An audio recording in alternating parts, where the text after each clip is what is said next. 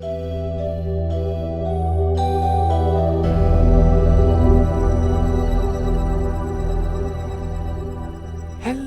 everybody, and welcome to the LHC. We're now here to talk about that new game you all been playing, I guess, except for me, because I've been too busy. So I've brought a marvellous friend of mine, Hugh, to talk about Fire Emblem. Hey, Hugh.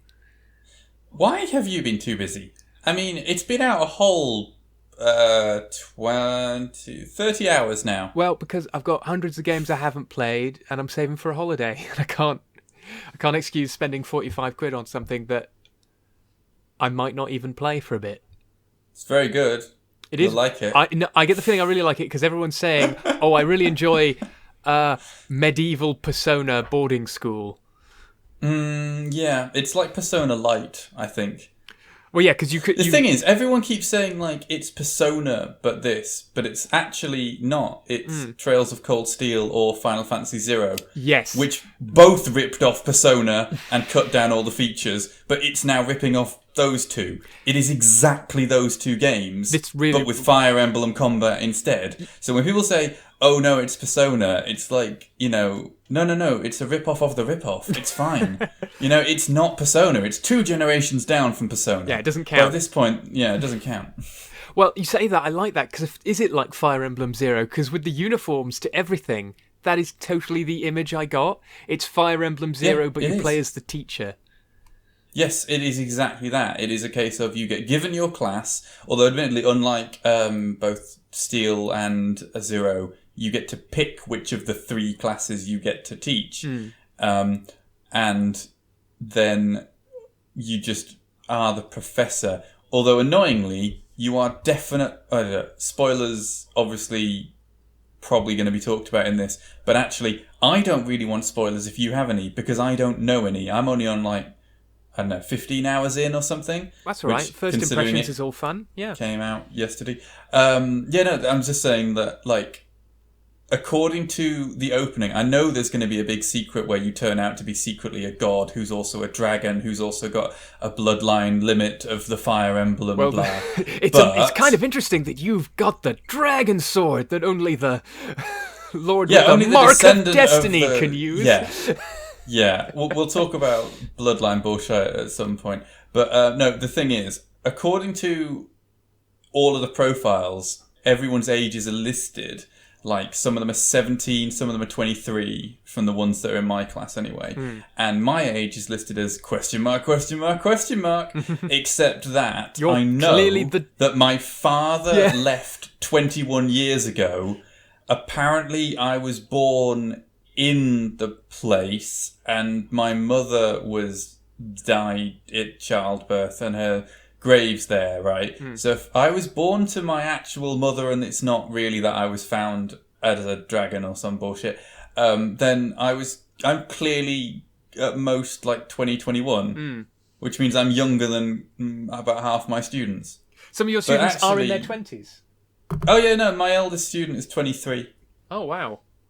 I don't know if any of the other classes have older students in them, but my eldest is 23. So who did you pick then? I am playing with Dimitri's Blue Boars, Blue Lions. Blue Lions, there we go. I knew I had the Wikipedia up for some reason. Such an intimate connection with them. No, I can tell you their names, I just couldn't tell you what team we're on because I don't give a crap. We're on the blue team. Go Blues! And I do. You filthy yellow-red people can go away. This really does.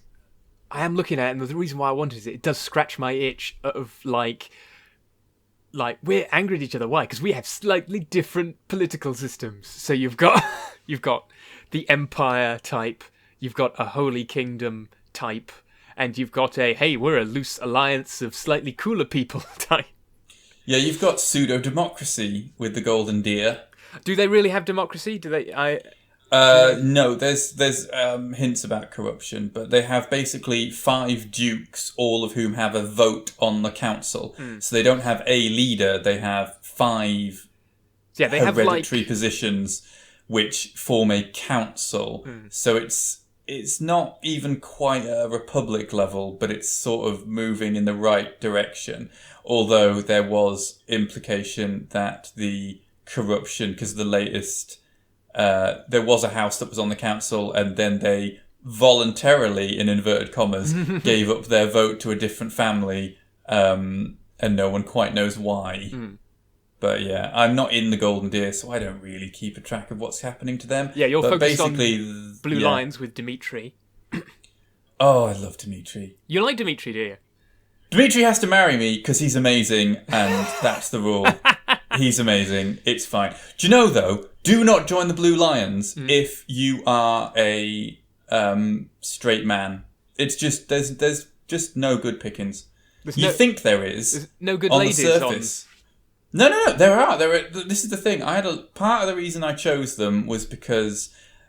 So I wasn't sure, and I deliberately don't research anything about games that I don't know. So the thing was, I did exactly what I did with Fallout 4. I came in with preconceptions, got my preconceptions at odds with the actual product that was given to me, and then found myself not enjoying the dissonance between the two until I managed to rejig my brain into, no, this is what I'm actually playing, behave like I'm actually playing it.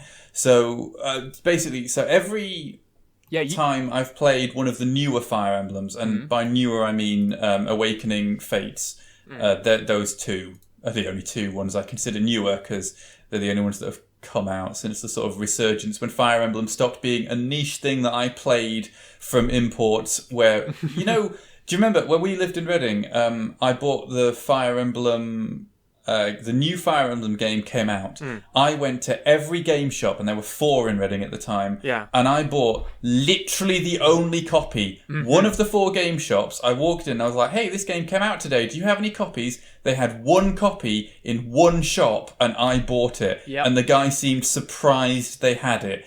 I was aware that Fire Emblem was the nichest thing that everyone had never heard of, that I played the crap out of every time one came out, and I just hoped against hope that they would actually release in the UK.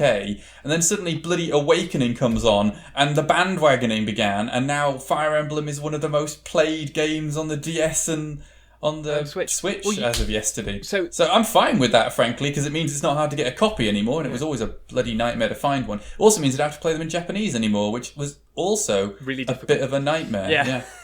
Well, actually, the worst thing about that, the first Fire Emblem I ever played was in Japanese, and because I'd never played one before, I didn't understand the key mechanic of when someone dies, they are dead.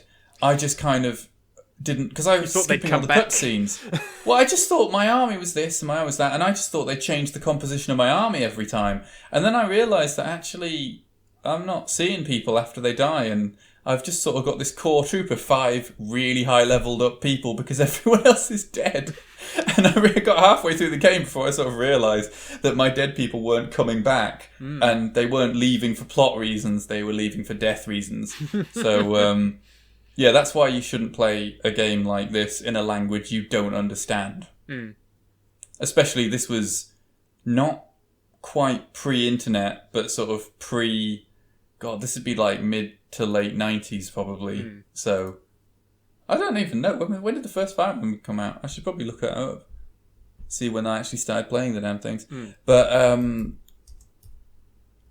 no, I'm absolutely fine. This is the thing. Like, some people get really annoyed about, like, people jumping on the bandwagon and things like that. Like, oh no, I liked this before it was cool. No, I liked the Fire Emblem games before they were mainstream, but I'm in no way gonna be a dick about it, and I in no way mind that they've gone mainstream. I've never understood people who want their niche things to stay niche. Yeah. I'm really happy that Persona became a huge bloody deal. I'm really happy about that, because again, it was kind of annoying to have to try and import things.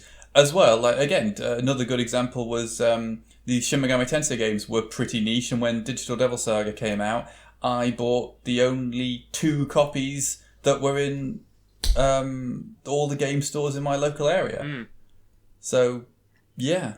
No, Fire Emblem... the first game in the UK was 2003, which was the first time I actually got to play it in a language that I understood. Before that, I was playing it in languages that I had no clue about. And when was the one I was actually playing? It was probably... Yeah, it was mid-90s. Yeah, would it have been on the GameCube, perhaps? Path of Radiance. No, I was getting like... was it the Famicom... So you got the Famicom one? Oh. ROMs. Yeah, but... I will admit to downloading ROMs. No, in Japanese. In Japanese, that's what I said. In English, the first one in English would... Oh, yeah, no, the first one in English is what is... No, it was on the DS. Not the DS, the original Game Boy. Original Game Boy one, was it? Ah. Yeah, a Game Boy Advance, I think it was on the original one. Ooh. And it was, Game Boy Advance, which, because it was Hector and it was Eliwood. And when the GameCube Super Smash Bros. Came out and there was Roy, who is clearly Eliwood, and I was like, what? Have they just like translated his name differently? And I was like, oh no, they're father and son. And it took me a while to realise that they were father and son. I don't think the one with Roy in has ever actually come out in the UK. I'd have to double check that, but I don't think it has. Nah. Which is weird considering that he's the only one most people would have heard of when the first Fire Emblem character was in Super Smash Bros. I think Super Smash is one of the reasons it became a big deal. I have the advanced one, which has Marth in it. That might be the one, because Fire Emblem... Oh, that! No, yeah, that's the Shadow Dragon. That's the remake of the first one. It's a remake of That's the one where there was literally one copy in the whole of Reading. Oh, wow. That was that one. Well, glad I have that hidden away. Yeah, I'm surprised you managed to get that. That's... I think most of mine are stupid rare and really difficult to find, except Awakening onwards. Yeah, but anyway, that's what were we saying? Good. So I wanted to say actually about Awakening. The reason why it shot up was one, a lot more people had a 3DS because the DS and the 3DS had sort of completely dominated the portable market, and it was just before everyone started playing everything on their phones, and essentially you had this schism between portable and mobile portable, which was somehow different, and it's because of course they had completely different, economies and how they work and how you put them together. So loads of people still had a 3DS, and the 3DS was powerfully social, so a lot of people bought it and had at least one game for it. And Fire Emblem came out and was, one, really pretty, because they hired the character designer from Valkyria Chronicles, and two, really heavily advertised. Like, I remember working in a pub when Awakening was in its heyday, and seeing a full-page advertisement in the Times... Or the Guardian for Fire Emblem Awakening, and I was like, what the heck? This is post the Wii, when actually the Wii made gaming so much more mainstream, because it was like, hey, this is the Wii, everyone should have one in their home regardless of if they've ever played a game or not, and everyone pretty much did, really. Like, it became such a mainstream thing to have a Wii, which is also what... I really hate that fucking name, because I can just say, it became a mainstream thing to have a Wii, and my brain just goes, heh, I am a child. Before then, we all held it together. Yeah, exactly. But, no, the thing was, at that point, I think it was a lot more of a... It was okay to buy a console, so when someone's like, oh, and actually, it's like the Wii, but a handheld, and you can use it while moving around, I think there was a lot more of a traction of that portable handheld thing as well, partially because of the Wii's popularity. But no, the other thing I think that was a major reason that Fire Emblem became mainstream is two things. Firstly, hey, pair people up and they'll all have children. Yeah, that was the first one to have the kids thing. My God, the having the kids thing, it was such a selling point of what previously was quite a hardcore strategy survivally thing game. Well, they still had supports and everything, but like... Oh yeah, no, they did, just used but to also power your characters up. Yeah, but also you didn't also normally have much... do you know in the first Fire Emblem that came out in the UK, you had, I think, 5 supports maximum allowed.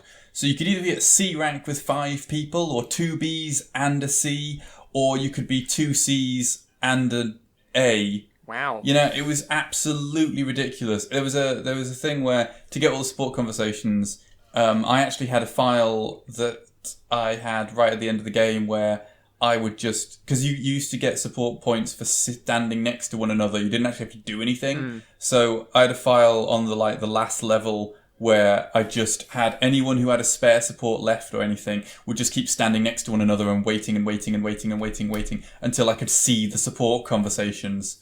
Because again, this is 2002 when the internet hadn't quite got to the point of giving you YouTube videos of every bloody support conversation if you wanted it. Yeah. Or at least if it did, I wasn't visible to me.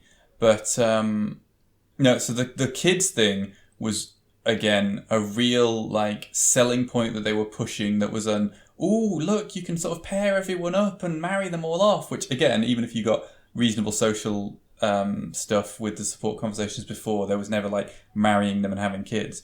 But the other one was they stopped it being a hardcore thing. Like a lot of the Wii games took away the hardcore mechanics of their, you know, previous installments to give you a much more family friendly thing. So like Mario Kart has always been quite nice to the people in the back, but Mario Kart Wii is horrendously ridiculous for rubber banding the last people to absolutely have a chance of winning the whole way through, and in many ways got a bit annoying because of it. And Super Smash was also much more reasonably okay to help out those of you who are behind.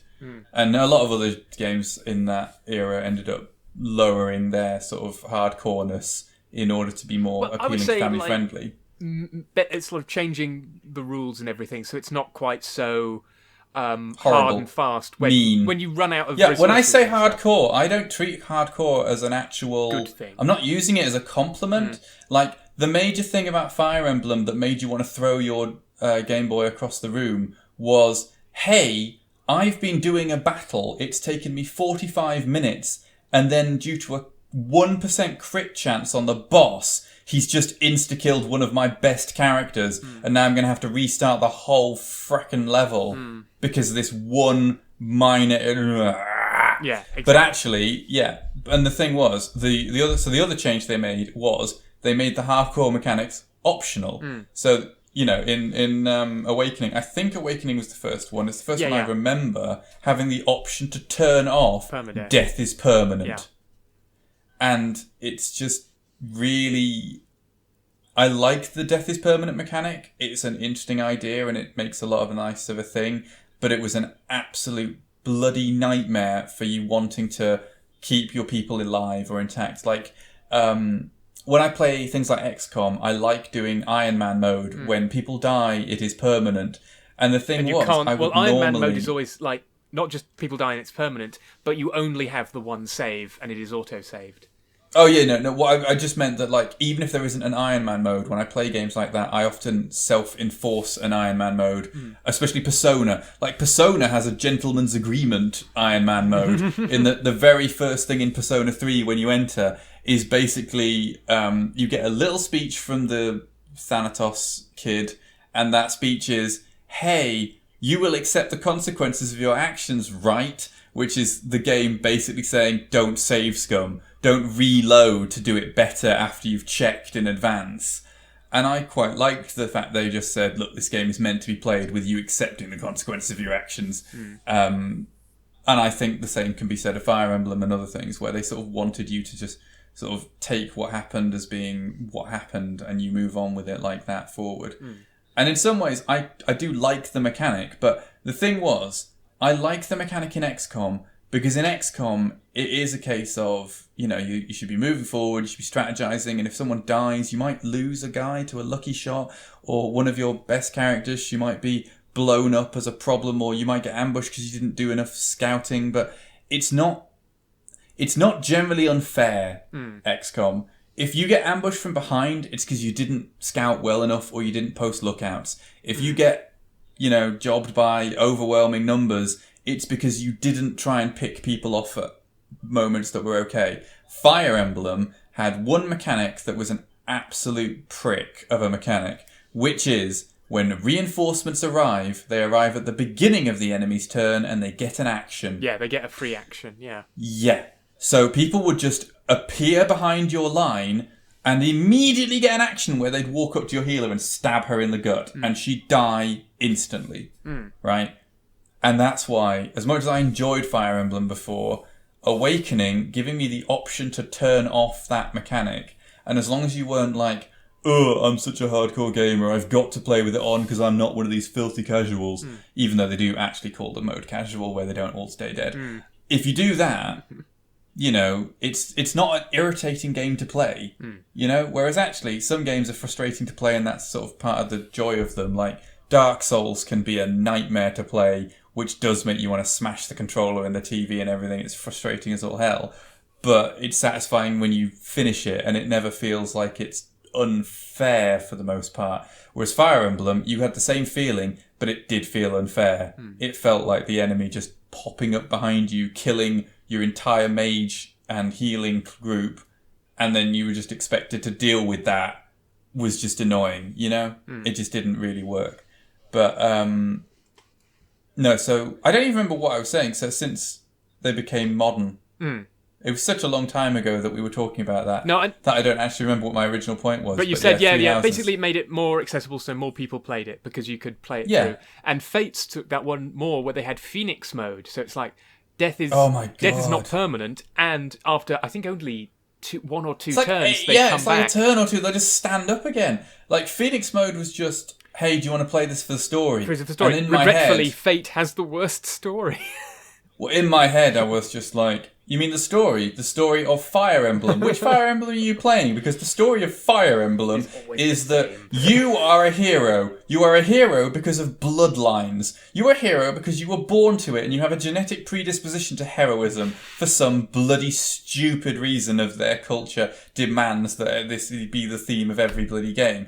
Oh, look at you. As you are going forward, you have immediately a staunch person who is going to be an advanced class. That person is going to be an XP hog, but is also going to keep you alive for a few games. And then a few levels in, you'll realise that they have terrible stats for an advanced class and you'll drop them like a stone. So you'll just carry on for a bit doing this, recruiting an army of people, one of whom will be a dancer and one of whom will be a dragon. And at some point, you'll discover that there's an evil dragon. It's usually the shadow dragon or the dark dragon, but at some point, the evil dragon will turn out that this war that's happening is not because of resource allocation or diplomacy gone wrong. It's because an evil dragon wants a war and someone is trying to resurrect the evil dragon. Do you know what we found out about the evil dragon is that it's weak to something called the Fire Emblem. The Fire Emblem has been a hereditary passed down item within our house for generations, but it's either gone missing or it was stolen. We're going to go and have to find it. Oh look, we found it, but it's not working properly. Let's go and show it to a dragon. Hey dragon, how is this Fire Emblem working? Well, it's only working now because I'm a dragon and because you've got the right bloodline, and as such, the Fire Emblem's working. Go and kill the dude that's trying to summon the Dark Dragon. Oh, we've killed him, but not before he managed to summon the Dark Dragon. I guess that's the last boss. Plot of every Fire Emblem. Yep. There you go. I've absolutely spoiled every bloody Fire Emblem Sometimes game. maybe it's not called the Fire Emblem, but they always make it obvious that it is that version. It is clearly the Fire Emblem. It could be sort of like, here, this is a signet of our house, kind of like an emblem. Why are you setting it on fire? Oh, it made it powerful. Yeah, and this is the thing. It's the plot of all of them. I mean, sometimes there's a bit of a nuance, like Awakening, the plot was actually...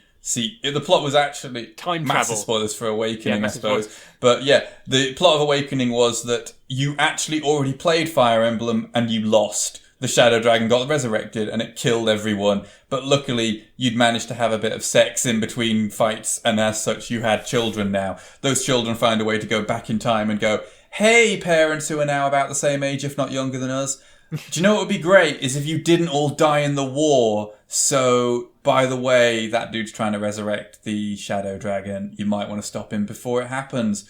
Which dude is trying to do that? Main character. Oh, okay, fine. But, yeah, but it's always the same, even if they do add a bit of a twist here and there. I still remember, I stopped playing Awakening because the mechanics are stupid, easily exploitable, and it became either so easy, it was unbearable in seconds. Yeah, you played Awakening on perhaps the hardest difficulty you could get, but because of... And then people did no damage, and I walked through them, insta-killing everyone. It was annoying. It does help if you pair up Chrom and the Avatar character as like a couple, or even just like as in like high like A level, you're almost unbeatable. Yes, that's entirely true. And if you do so, then your children, should you choose to pair them up, because you'll have two, one of Chrom, which is Lucina, and one of main character, which is Morgan. If you pair you pair them up, or at least you find decent husbands, wives, whatever you want for them. But yeah, if you're a female main character marrying Crom, you'll have a male Morgan child who can then pair up with Lucina as an A rank, but not an S because you can't marry your sister. Well, obviously. It's not... Wait, no, not obviously. This is Fire Emblem and not Game of Thrones Fire Emblem crossover, but this is the thing, yeah. If you do pair them up, it is still better to find a decent husband or wife for both of them. But Morgan can become the most broken thing in the history of Fire Emblem, especially if you've married Crom, because your stats are through the bloody roof. But no, Fire Emblem, the pair-up mechanic was a really nice mechanic, except that it made you impossibly powerful. And if you paired people up with the right partners and married them as quickly as possible, you just became so broken. Because again, one of the real problems with Fire Emblem has always been the early game is fantastic and well balanced, but later on, your stats are either high, mid, or low. If anybody has a low stat versus someone with a high stat in attack and theirs was in defense, they can be one-shotted. So anyone low stat being healers, mages, archers, if anybody gets near them, a light breeze can decapitate them. It's really frustrating. But in fact, there are some classes that are frontliners. So I wanted to try and use, because of the weapon triangle thing, I wanted to try and use, a nice arrangement of classes and characters. And there is a class which is the axe person. And if you try to use the axe person, you can look, I found the best axe person in the game. I found the best person to be partners with that person, and I gave them the best stat boosts you can, and they still have medium to low defense and get not insta-kill, but 2 hits, which for a frontline character is just not acceptable as a useful person. But no, essentially, you either got to the point where you had high defense and resistance, at which point you just didn't take any damage from anyone ever, or if you did, your HP soaked it because it was such low damage you didn't have to worry, and you had high strength or defense and you'd insta-kill anyone you could actually hit, depending on... But it just became so unbalanced when you got into the point where some characters have 60 stat and some people are still in the 20s because it wasn't a thing that they really got right. Yeah. Well, no one could hit my main character in Awakening. Maxed out speed, yeah. She just leapt out of the way of pretty much everything. Yeah, you can get people who, even the best enemies, unless they're focused on skill, can have 20% chance to hit from the most average enemy. And even if they do hit, they might do a fifth of your health, so you kind of have to be overwhelmed by numbers to lose. Yeah. So I mean, I say that you get overwhelmingly broken and take no damage. The thing was, what annoyed me, I did actually go back and replay Awakening last year, and I deliberately shackled myself in a number of ways to a stop. Because again, every file I've ever tried, I tried it on normal, and I was so broken within a few fights that it was boring. So then I tried it on hard, and it was a bit harder at the beginning, and it took a lot longer, but then I got broken and it was impossible to beat. And then I tried it on Lunatic, and it was an absolute nightmare of strategy to get through the first 5 to 10 battles. And then I became good enough that I was doing each battle quite well, and by about battle 15 to 20, I was so broken that no one could hurt me, and I was insta-killing everyone. So it got so boring. And the thing was, a friend of ours said, "Oh, but didn't you want to play it for the plot?" I openly laughed in her face. I was like, the plot! I'm playing Fire Emblem for the plot! No, I didn't. I just said to her, "Oh, what was the plot? Was it turning out that there was a shadow dragon that you beat?" And she just went, yeah, that was the plot. Even Awakening, which probably has one of the most interesting sort of back and forth with the time travel plot. It does have the most interesting one of the ones I can remember. And the fact that I can say I've played every Fire Emblem game and the ones I can remember is my way of talking about Fire Emblem plots says a lot in my view. The fact is, Awakening has the best plot, but it's not something to stay for. You know, I'll stay for some games for the plot, but even if the mechanics are a bit meh. But no, with Fire Emblem, you're there for the gameplay. You're not there for the plot. But and the thing was, when I actually stuck with it, and I forced myself to not be overpowered and broken, I then got to the last couple of fights, and it was a case of, no, I actually do need to bring out my old overpowered mechanics to get through this, but according to my agreement with myself, my shackles don't allow me to do so. So actually, I only just managed to win that file, because I was shackled so hard. But so I'm aware that the difficulty curve comes back to a reasonable level late game. But for the mid game, where you're just taking no damage and killing everyone instantly, it's so boring that I just couldn't keep up with it. It was just annoying. But they did actually fix that in Echoes. Fire Emblem Echoes has sorted out that by severely lowering the growth rates so that you don't end up with a 60 versus a 20. You end up like a good character being maybe 10 higher, not 40 higher than the other people. Which is why Echoes has actually probably been one of the best ones of recent years. I did hear a lot of positives about Fire Emblem Echoes. I never got that one. Yeah. That came. No, Echoes is really good. That came after Fates, which did some things right, but really like dropped the ball. It had like a good idea for a plot, but then it kind of just fumbled it. Fates. Okay, so things about Fates. Firstly, ambushes now happen at the end of a turn, which is good. Not That's the beginning. important bit. Yeah. That was the most important change they made, and that was an absolute godsend.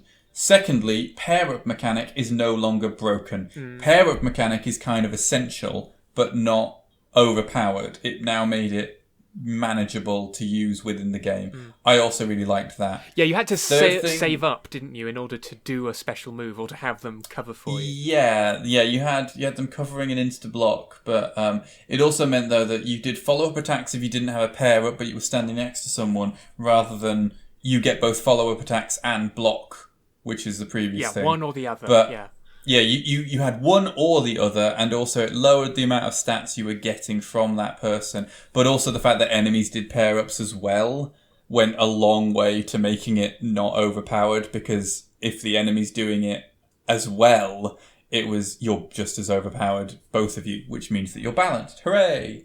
So no, Fates did a lot of good things. The thing that annoyed me about Fates was, though, that I paid God, was it like 170 quid or something?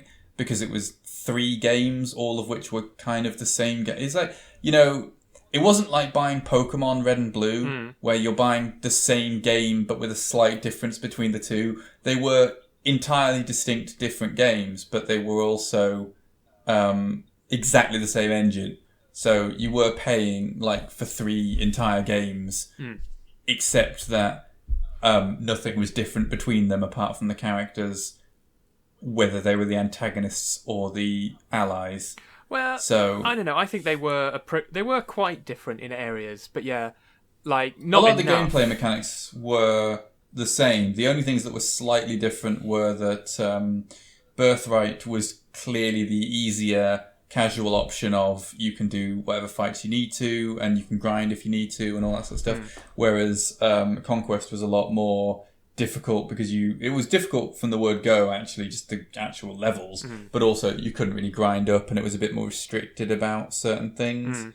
Generally, though, Revelation was a lot harder generally, but actually allowed you to grind, which took a lot of the sting out of it. And the plot got a bit silly, though.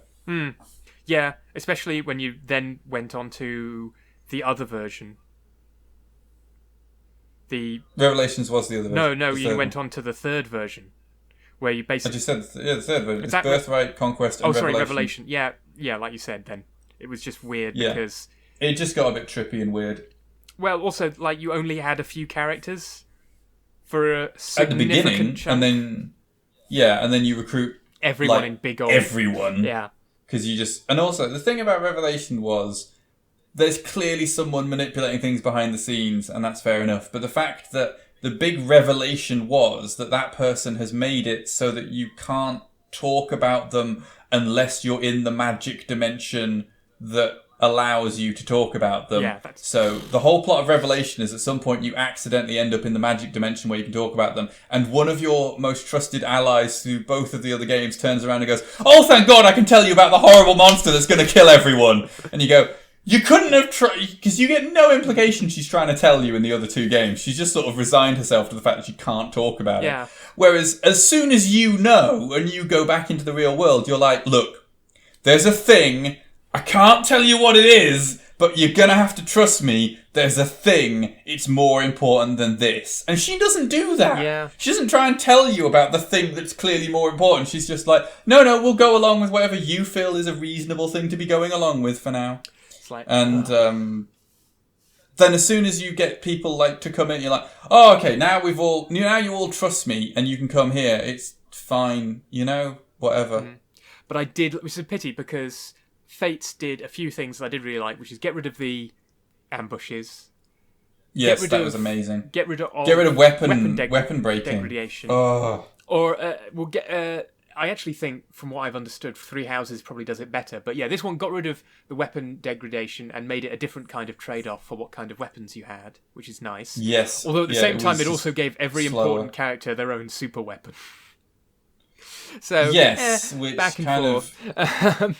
This is the thing, you didn't really have to manage your weapons much in that, because every character had the weapons they could wield, and I would take the lowest one, which is the highest accuracy but the lowest damage, and the highest speed, and that was for, I need to hit someone repeatedly who's quite quick, or I need to be really accurate here, and then you take the one that's the highest damage but the lowest accuracy and the highest penalty to speed.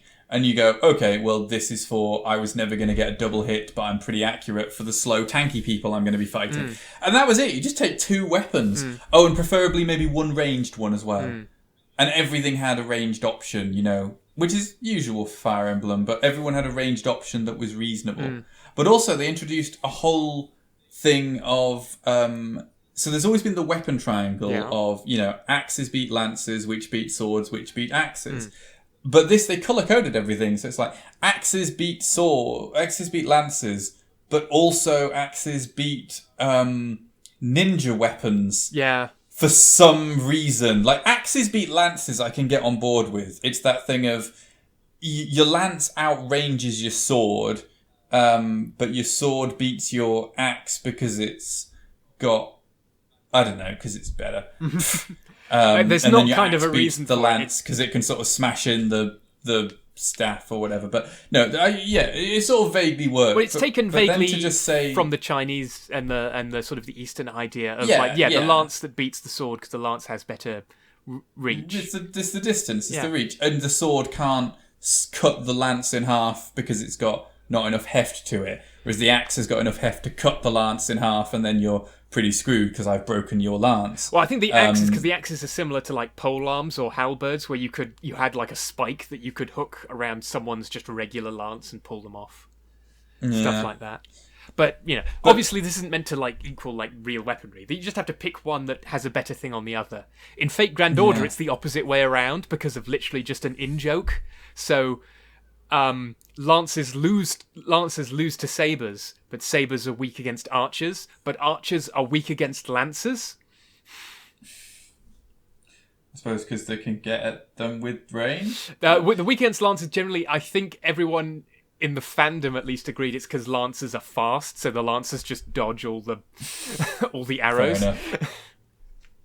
But no, in this though, like the fact that they made magic an entire multi-thing, because now different kinds of magic. It's magic instead of being its own thing is now it's just the same swords but ranged. Yeah, it's the ranged version of swords, and ninja weapons are the ranged version of bows and. Wait, they're also ranged. Maybe there's something else, but they did status archery effects. Is the ranged version of axes. Yeah, it's just like.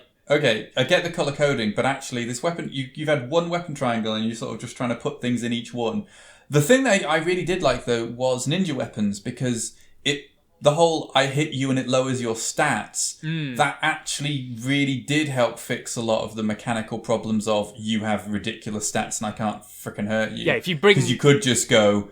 Well, I've got my guy to hit you and now your defense is lowered and now we're all going to hit you. Yeah. When before it was kind of like, do you have the one person who can be built to fight me? No? Well, tough. Yeah. Do you have anyone with the armor breaker weapon, the armor breaker sword or the hammer for axes or...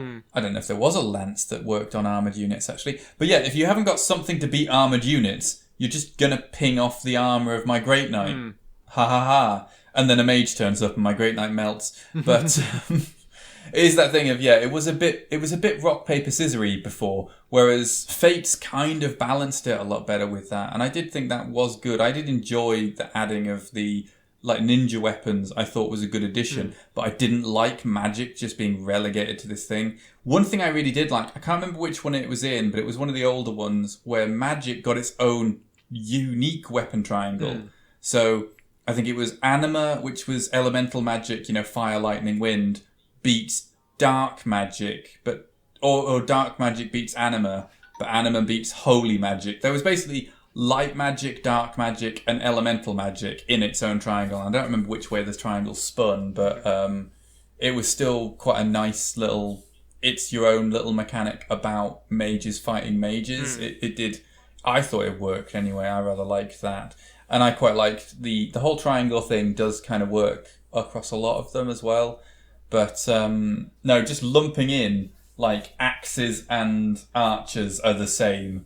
I was like, in what way though are they both better? Do you imagine them both hanging out? It's sort of like, hey, that's a pretty cool looking axe. No, this isn't an axe, but the stats work the same in the coding. And you got this big burly axe guy and this like little archer, because they do have like character stereotypes with that, and it's like, no, look, it's totally different. It's like, oh really? Throws a throwing axe and embeds it into a thing. It's like, what the fuck is going on?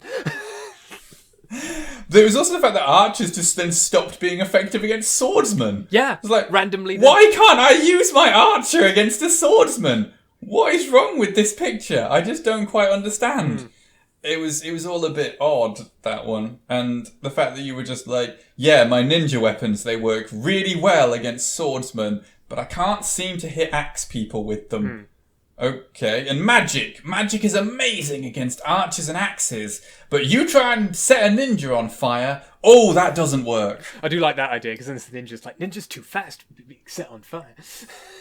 Yeah, but it also means you can't set someone with a lance on fire. Ooh, I'm sorry, the fact that you're carrying a spear means that I can't set you on fire, and also, surely then, the fact that tank characters are usually wielding lances and are now much better against magic was a bit of a weird one, when that was always their weakness.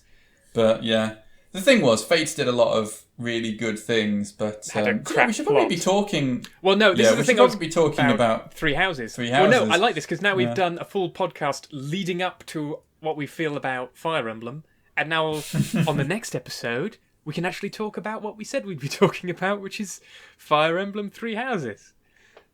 Yeah. The thing is, I do love Fire Emblem games, but it's always been a love-hate relationship, because I always buy them, and like I say, the old ones, I'd either get frustrated or it'd just be annoying that your people would die, and it was always so hard. And then the new ones, it was so easy, and then you have to make your own bloody rules up to make it even challenging, and it got a bit frustrating. But also, do you know the main things that annoy me about Awakening of Fates was the admin? Because, do you know, I make spreadsheets about most games that I'm playing, and the complexity of the spreadsheet is often a reflection on how much the game allows you to do stuff. But the fact is, Fates, particularly when you get to Fates, the third one, Revelations, because you get so many characters, the fact that you can start pairing people up and having children, and also pairing them up means the stats change and everything. Oh, yeah.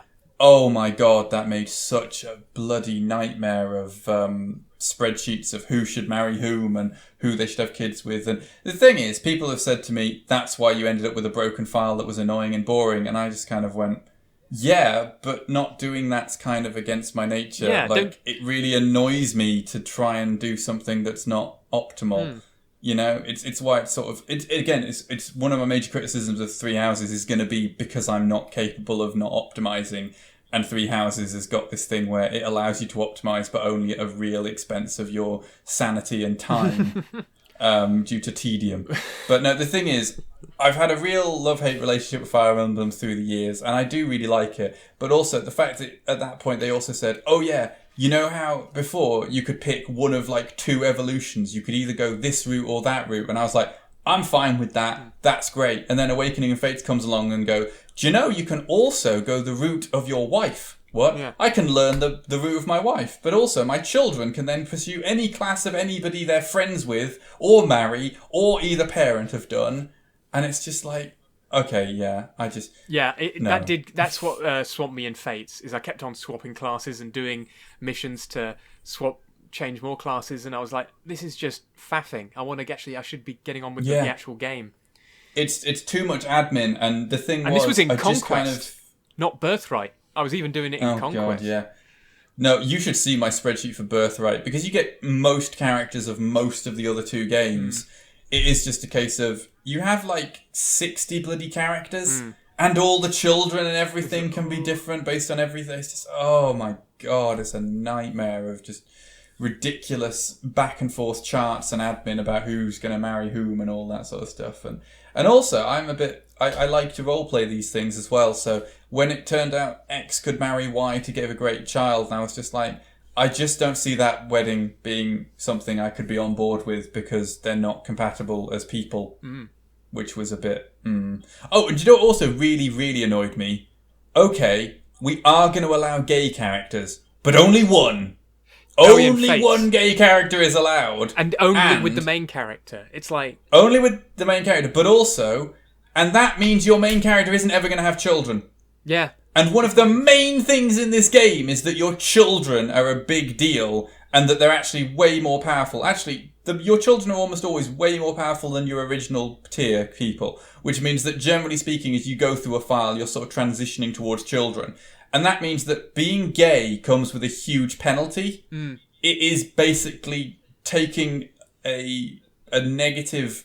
And I don't like that sort of relation. I don't want to be gay and have to suffer because of that. I'd rather it was a reasonable thing to be gay, and that's fine. It doesn't actually cause you a negative in the actual game. Yeah. You know? Yeah, just let them have kids. Just let them have kids. It's a friggin' magic place. You know, in the one that we're talking about here, it's Fates. You know, you're in a friggin' magic dimension, and that's why they grow up early. So you can come up with some magic reason how they had kids. Also, I am just going to say, Awakening, the whole kids thing was tied so intricately to the plot. Yeah, it made sense with Awakening. Fates. It made sense, and it actually really worked. With Fates, they just kind of went, people liked the kid thing, we have to do it again. We don't really have a choice here because of fan service. So as such... Why are your kids all now adults who can still fight in the same rule as your other people? Oh, well, we put them in a time dilation place, which also has the subtext of abuse. Yeah, because we're barely there for our kids. We barely know our own children. It's just this thing of like... the thing is, because we can't have aged, and they have to have done, it isn't like Awakening, where you were all parents during a war, and you grew old and died, but you looked after your kids. This is literally just... Well, we thought it was a bit dangerous to have our support staff on the battlefield, so we put our support staff in a pocket dimension where they all go through time a lot faster. So by the time we have had a battle, we came home to find that our support staff have all aged 2 years and become rather annoyed at the lack of back pay. It's just ridiculous. And then, of course, the fact that you do this to keep them safe, and yet the actual plot of virtually every recruitment paralogue was, so evil people have attacked me while I'm in my safe dimension. Yeah. Come and rescue me, parent. Yeah. Or, I have grown bored and have fallen in with coming out of my safe dimension to attack people. You know, it's just, no, it's just stupid. It was annoying. I do agree with you. Fates' plot just kind of was a bit of nonsense, bending over backwards to get in a lot of weirdness. But, so... Much like Fire Emblem Fates, we're going to have a kid with this podcast. This podcast is going to have a child, which is the second episode where we actually talk about Three Houses. Enjoy the metatextual reference. I wonder what colour hair it gets.